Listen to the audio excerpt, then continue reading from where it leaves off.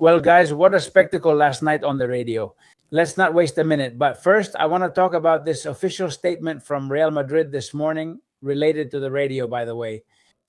It says, Real Madrid announces that the information broadcast by the program El Larguero on Cadena Ser last night, in which it is claimed that our club is considering adding a sporting director to its structure, is completely false.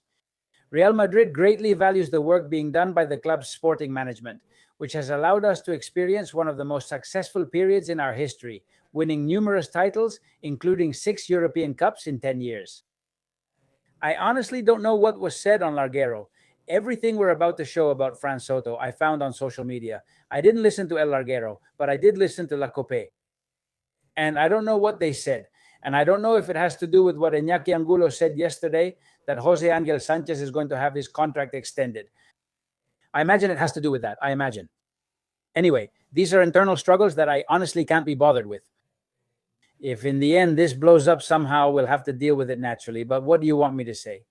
Anyway, in Madrid, in their communication policy, they are making a serious mistake. Should those statements be issued when the president of Barcelona comes out to slander and insult the club? With absolutely false statements that try to denigrate the image of Real Madrid, of our institution, and yet they remain completely silent. Before, it was because we were friends with him. Now it's because we're not. Madrid doesn't get involved in those things. But it's not just the Barca president. It's many people. We don't need to respond to everything since anyone can say anything. But if it's the president of Barca, they could at least say something. Still nothing. Not a word ever. They say on Larguero that it goes beyond just one report. And we get into that. Really, we get into that and demonetize channels of Real Madrid YouTubers. Like in my case, because we use footage from Real Madrid TV press conferences. Honestly, I think the club is making a huge mistake with this communication policy. Just like they do some things well, I think they're doing this very badly. We shouldn't get into this. Come on, let's move quickly. Everything else is so juicy, I don't want to waste a second. Fran Soto was there. Yesterday, the president of the CTA was on El Larguero, actually. And pay attention, when Manu Carreño first asked him about the official... At this moment, if a club were to pay an official, a vice president of the referees, what would you do with that refereeing official? What would you do with the club? The CTA president can't do much. So what do you think? What does that make the club if it does that? Imagine how he responds. First and secondly, the tremendous fear he has of Barca, not just him, but everyone in all levels of Spanish sports, of FC Barcelona. To not say a single word against the biggest scandal we all remember, not just in Spanish football history, but worldwide. Paying a senior refereeing official for 2 decades. This was the moment. If you found out tomorrow, the day after, or next year, that one of your vice presidents had been receiving almost 8 million euros from a club for 17 years, what would you think? That he's a crook, and I would kick him out immediately. I think that kind of situation can't be allowed in an institution. Up to that point, it's great. The club paying him, what would you think? I don't want to make any comments about the club. I'm the president of the CTA.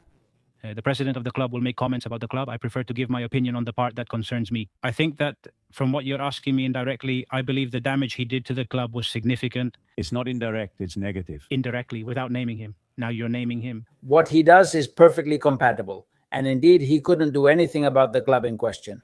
But he can perfectly well speak up and say, hey, the same goes for the club. Let them sanction it, and whoever has to sanction it, well, their federation. Naturally, from an ethical point of view, the law, from an administrative point of view, even though unfortunately, or from a disciplinary standpoint, even though unfortunately the matter is time barred, and then the courts, he can say it perfectly well, but why is he afraid to say it? Why are they so afraid to say it? It's unbelievable.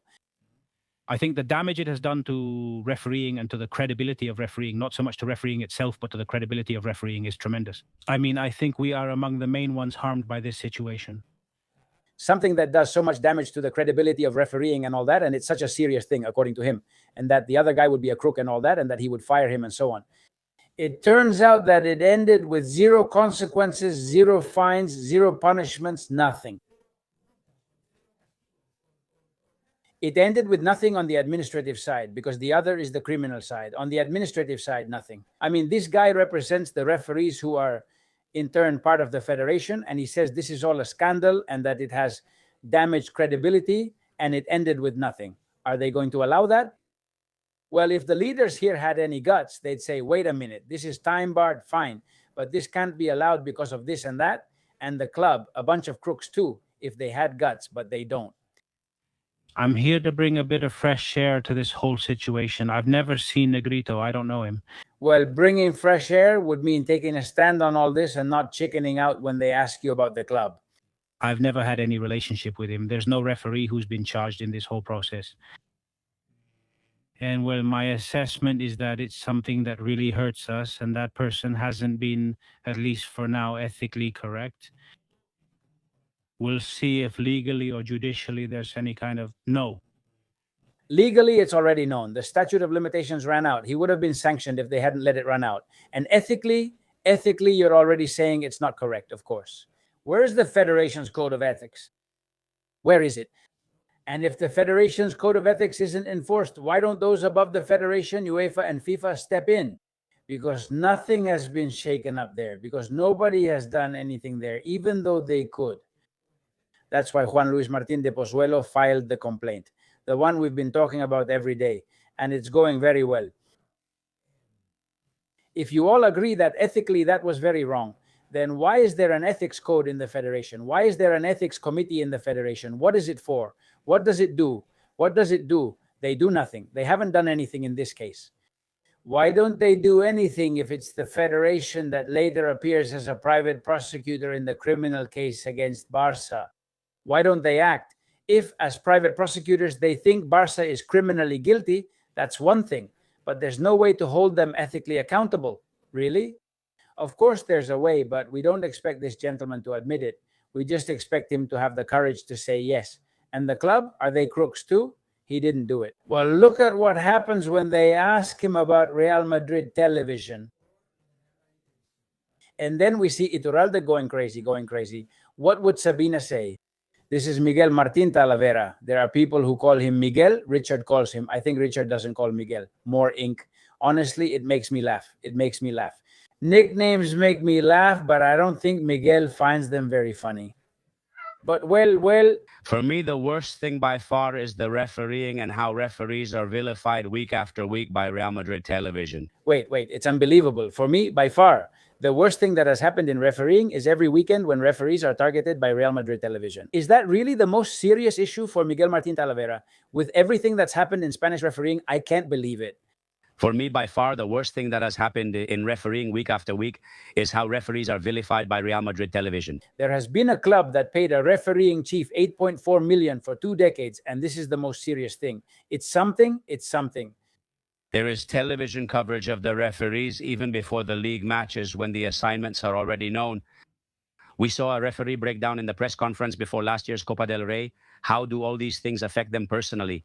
And I get the feeling that a year later, or almost a year later, is the referee's helplessness over what was happening on Real Madrid television similar to the CTA's? Absolutely nothing is being done. You say you don't like it, but I don't know if you've considered taking any measures to put an end to this, or at least to make sure the referees are much more better protected from what happens to them week after week. Sorry, but we're still handling what happened before Negreira. They can't, and you shouldn't focus on it. This is the only clip I'm going to play that I haven't listened to. The rest I have. For the rest, I saw a summary they had prepared before playing the clip. But I repeat the same thing as president. The CTA can't do anything to Madrid. Besides, technically, it's not Madrid. It's the club's television channel. To see if it's Madrid, fine, but what if it's not? If they won't comment on Barca in the Negreira case, they're even less likely to comment here. But that's it, actually. I don't even have the television channels tuned in well. But yes, well, exactly, the videos. It's about the appointment, not the assignment. But that's easy. You can have 20 minutes prepared. It's not that hard. I mean, I think TV has gone down. I never saw it, but really, I don't have it. I have the plus and watch the so-and-so room, but for me, TV, there will be chaos. But if Calap's goes down, it doesn't matter if Linz is less, not the time. No. Well, I bet it doesn't matter, but I think we have to keep going the way we're going. They're trying to get things done. We understand it could be criminal or otherwise. We'll handle it. La crítica existe What possible criminal nature could Real Madrid television's videos have? It's unbelievable. They show you footage of things that have happened, and in many cases, they just give you pure information, and in others, opinions. Of course, it would be crazy if you couldn't share your opinion. They're not revealing the referee's address or anything about his family. That would be a completely different situation. But how could that be considered a crime? various media influence differently and to varying degrees. How is your relationship with Madrid right now? Good. And with Florentino Perez? Good. I don't usually talk to Florentino, obviously. With Jose Angel Sanchez? With Butragueño? Yes, you don't talk to Florentino, but you sit with Laporta in the director's box. Because, of course, the one they say, and now we're going to listen to Fouto, the referees are favoring, or the team the referees are favoring, turns out to be the only team or club that wants to completely change the referees' technical committee. What a coincidence, man. If they're being favored, why do they want to change it? Well, however, Laporta, who lately is criticizing the referees day in, day out, we've heard him do it a million times. So we don't say anything to him. We don't say anything to Laporta. When it comes to Real Madrid television, we discuss its possible criminal nature and say the videos are wrong. We don't say anything about Laporta because maybe we're also afraid of Laporta. In any case, we sit with him in the director's box and get along because with Florentino, we don't. In any case, with Butragueño. Here, it's not that they're with them, but that Florentino doesn't even want to see them. I see it as normal because, as you know, if Florentino does something wrong, I say it. And if he does something right, I say it. In this sense, Florentino, it's not with everyone. I'll also tell you, it's not with everyone. Maybe with some politicians, he can't even stand or doesn't even want to see, surely. He has to swallow his pride and sit next to them. But that's more of a political issue between Real Madrid and the institutions. But Florentino with these people is not hypocritical at all. Like, why would I sit with you? But anyway, more. Yes, the thing about Iturralde and meritocracy. This topic, damn, man. Let me see. Wait, I have it around here. Pino Zamorano is speaking, which is something Elena brings up here. And this is a bit long, but let's just watch the beginning. Iturralde goes crazy with Fran Soto over the issue of meritocracy about the topic of assignments or promotions and relegations. Let's listen. And the second one, is it true that the Victoriano Sanchez Arminio trophy that used to exist has been removed? No, there was never a Sanchez Arminio trophy. There was the trophy. So then the one they gave for his career, which was the Sanchez Arminio one, the one they gave to Manuel Diaz Vega? Well, as far as I know. Well then, learn a bit more about refereeing. Okay. All right. Iturralde is really criticizing him, telling him to learn more about refereeing. Iturralde, you don't mess with Sanchez Arminio. Iturralde Sanchez Arminio has been the best president there has ever been in history. Of course, since things went well for you with him.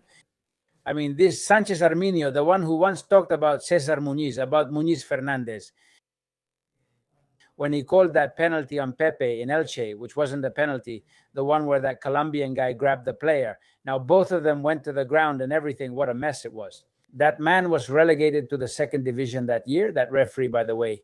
He never refereed Real Madrid again, and they destroyed him. They destroyed him. Sanchez Arminio said in front of microphones, I don't know if Cesar Muñiz has a family problem or something. That's what he said about him, and they destroyed him. I mean, they ruined that referee's career.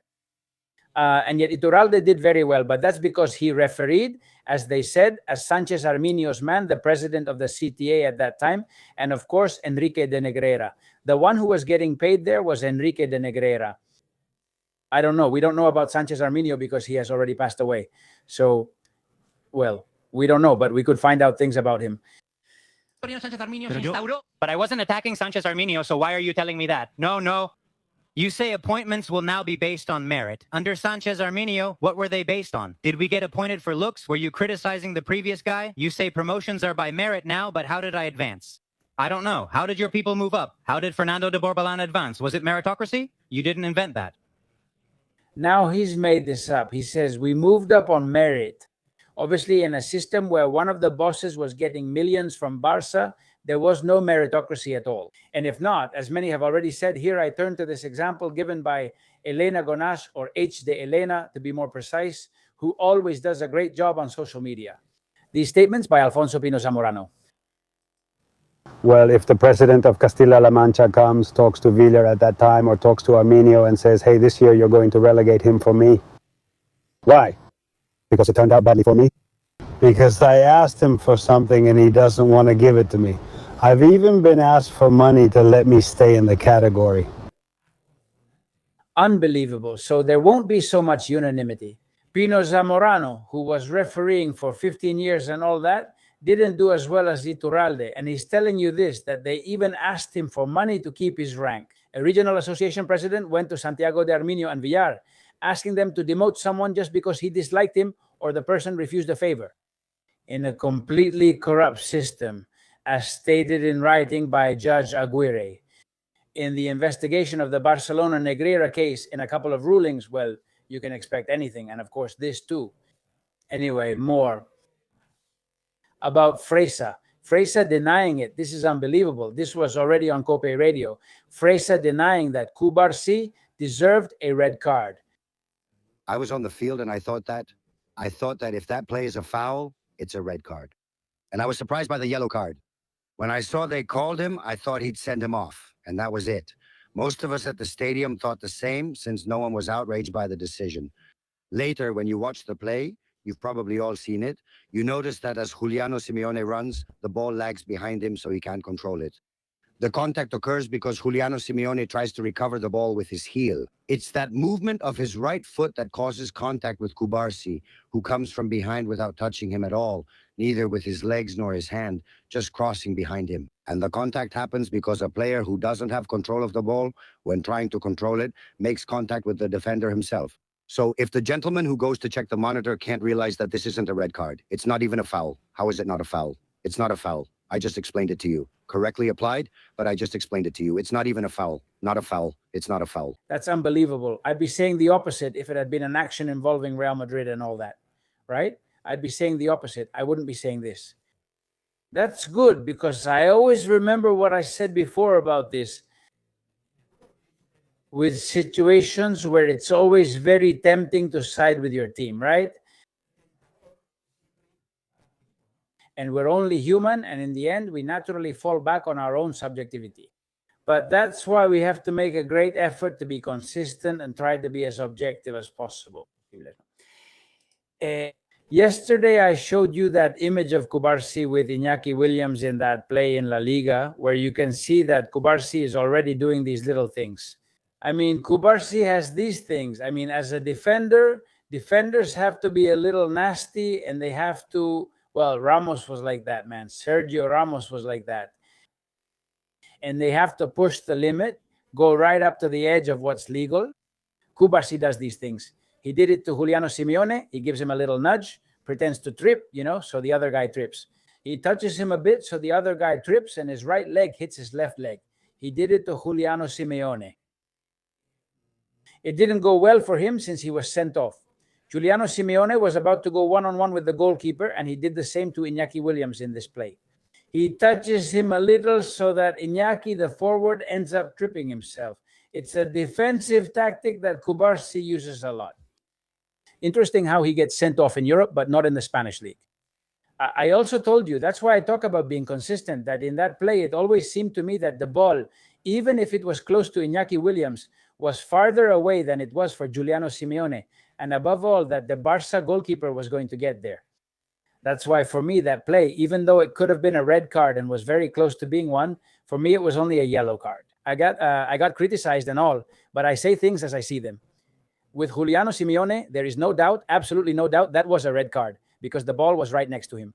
Even if it was behind him, it was still right next to him. If you call the foul, you must show the red card. In fact, the big mistake the referee made the other day, Kovacs, is forget about the Pubel thing and the goalkeeper. It's not giving a straight red to Cubarsí and having to go to VAR afterwards. But, well, it's the same as always, right? Well, the hooligans, they react, like hooligans, right? If they see one thing and then see the opposite with another team, they'd say the opposite. It's not good to praise myself, but I think I've always been consistent in how I see things when it comes to this kind of situation. Defenders sometimes get away with it if the ball is farther away, the goalkeeper gets there, or the referee doesn't see it. Sometimes it doesn't work out, like recently. Well, and now we finish with the grand finale, which is about Fouto. It's about Fouto, the moment when, amazing, the thing about Fouto, the moment when Nacho Peña at least represents us a little bit, there, on Cope's El Partidazo and in the mainstream media. to say what everyone is talking about. Because if Nacho Peña isn't here, nobody says it. And it's about the difference between Spain and Europe in terms of refereeing, in the refereeing issue with Barca. Listen to it. Listen, but Juanma, have you ever heard Madrid or anyone around the club criticize any referee in Europe? No, and you're not going to hear it. Yes, the other day. No, but you see my point. You're talking about the system, which is different. Systematically is one thing, Nacho is another. But I'm going to explain why, Fouto. Because if you look at the 21st century and compare, let's take the whole 21st century. Real Madrid does think indeed that there is a statistical anomaly that is really huge. Because if you look at what's purely local, what's purely Spanish, you see, for example, the red card differential. Well, plus 69 for Barca, plus 3 for Real Madrid. A difference of 66 in the 21st century. Very well. Look at European competition over the whole 21st century penalty. Plus 11 penalty, plus 11. Unbelievable. He's asking about penalties before he even finishes giving the stat, man. He's asking about penalties, which have evened out recently, and now I think Madrid is ahead. But in the pure Negreira years, it's absolutely the opposite, because Barca went 2 years without conceding a penalty. 2 years. But Fouto doesn't care about that. But Fouto, in his attempt to defend the referees, is now doing something he always said he would never do, which is to go after the clubs, right? I mean, even using the argument that in some cases, certain referees or refereeing systems have favored certain clubs, which goes against his philosophy. He actually defends the opposite. There is no refereeing system that favors one club over another. And yet here, the hatred gets to him so much, the hatred and confronting these absolutely objective facts from Nacho Peña, it gets to him so much, man, that he ends up going against his own philosophy, right? Criticizing in that case that Real Madrid has been favored. Because also, if you mix the penalties with, and we saw it yesterday from Maquetolari, if you mix penalties with red cards, with the red card differential, does it still work out better for Barca than for Real Madrid? In Spain, sure. In Europe, it's different if that's where we're headed. Go ahead, Nacho. I'm just making the comparison for you. Plus 11 for Real Madrid, plus 11 for Barca now. About the penalties, why is there such a huge difference? Let me finish, as always. In any case, I don't have the penalty stats here, but I'm sure it's not plus 69 plus 1. I'm sure there aren't. Why was it plus 69? I don't know why Nacho says plus 66 difference here, because it's plus 69 plus 1, plus 69 minus 1. There's a lot more. But anyway, I'm sure it's not that exaggerated when it comes to penalties. But anyway, since it's convenient for Fouto to say, no, just talk to me about the penalties. Well, that's it, man. Unbelievable.